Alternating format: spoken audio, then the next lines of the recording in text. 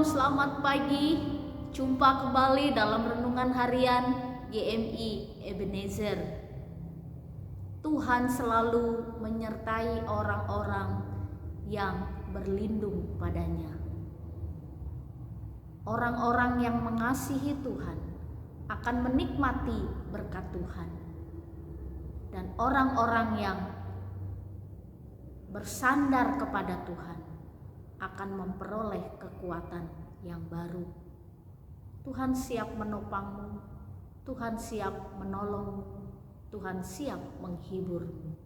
Kita berdoa.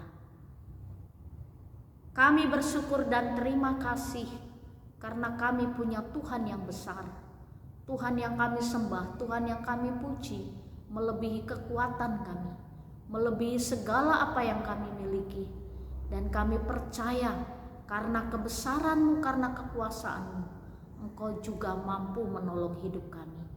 Kami bersyukur Tuhan, atas nama-Mu kami terus beria-ria, kami bersuka cita karena Tuhan ada bersama dengan kami. Pagi ini kami mau mendengarkan firman-Mu, Tuhan menolong kami. Di dalam dan demi Yesus Kristus kami berdoa dan mengucap syukur. Amin. Pagi ini kita akan bersama-sama merenungkan satu tema firman Tuhan. Pencobaan yang tidak melebihi kekuatan-Mu. Bapak, Ibu, serta saudara-saudari, pada suatu hari, seorang keluarga hamba Tuhan, dia adalah hamba Tuhan yang penuh dedikasi dalam pelayanannya. Dia mengemban tugas yang luar biasa.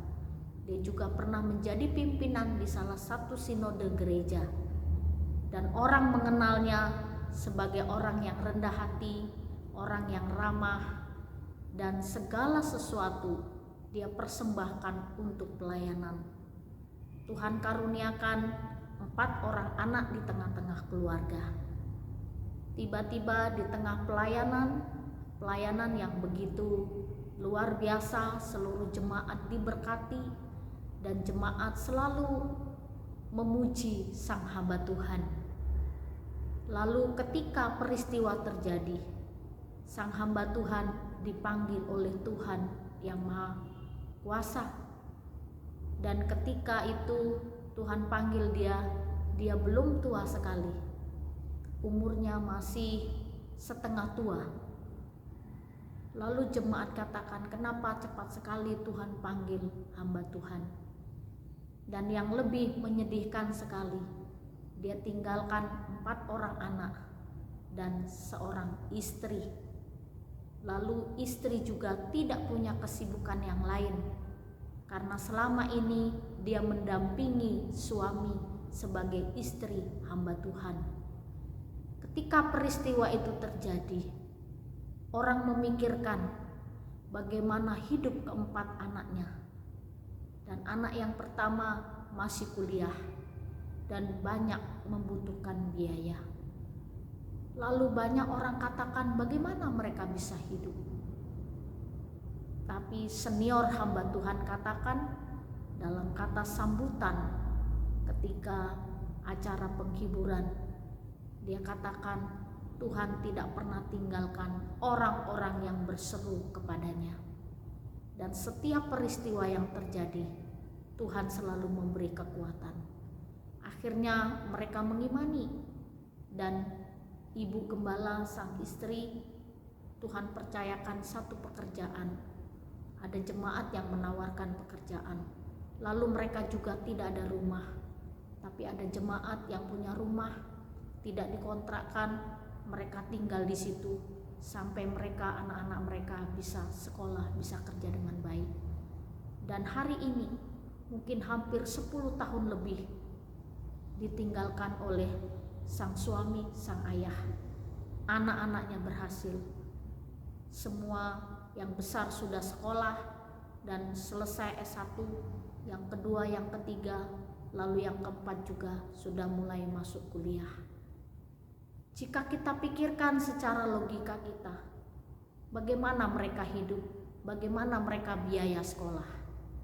Lalu sang ibu pendeta selalu bersaksi, Tuhan yang kupercaya tidak akan meninggalkan kami.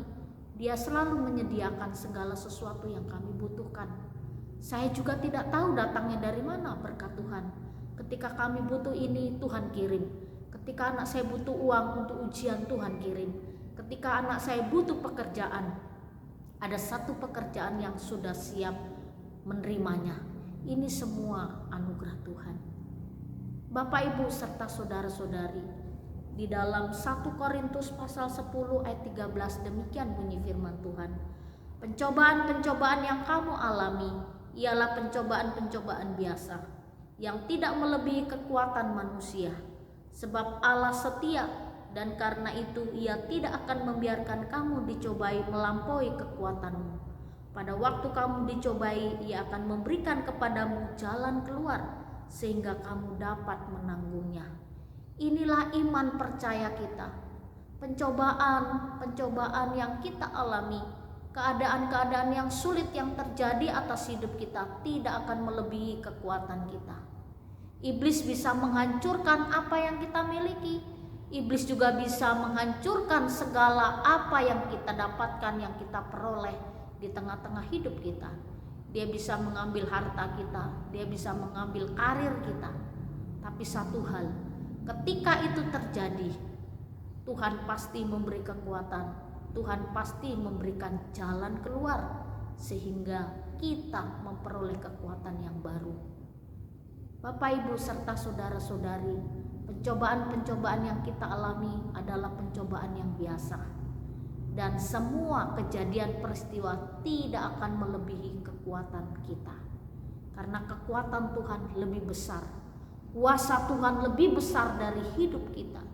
Perlindungan Tuhan lebih berkuasa di tengah-tengah hidup kita.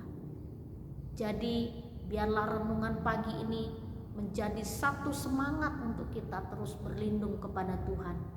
Bahwa pencobaan yang kita alami adalah pencobaan yang biasa, yang tidak melebihi kekuatan kita. Jika itu terjadi, Tuhan memberi kekuatan, Tuhan memberi jalan keluar. Kiranya Tuhan menolong kita. Mari kita berdoa. Benar Tuhan, kami yang percaya kepadamu, Engkau tidak pernah mengecewakan kami. Engkau juga tidak pernah membuat kami untuk tidak berharap kepadamu. Engkau selalu menolong kami, Engkau menopang kami. Kami bersyukur punya Allah seperti-Mu ya Bapa. Tolonglah kehidupan kami terus bersandar kepada Tuhan. Tuhan menopang kami. Di dalam dan demi Yesus Kristus kami berdoa dan mengucap syukur. Amin. Selamat pagi, Tuhan Yesus memberkati.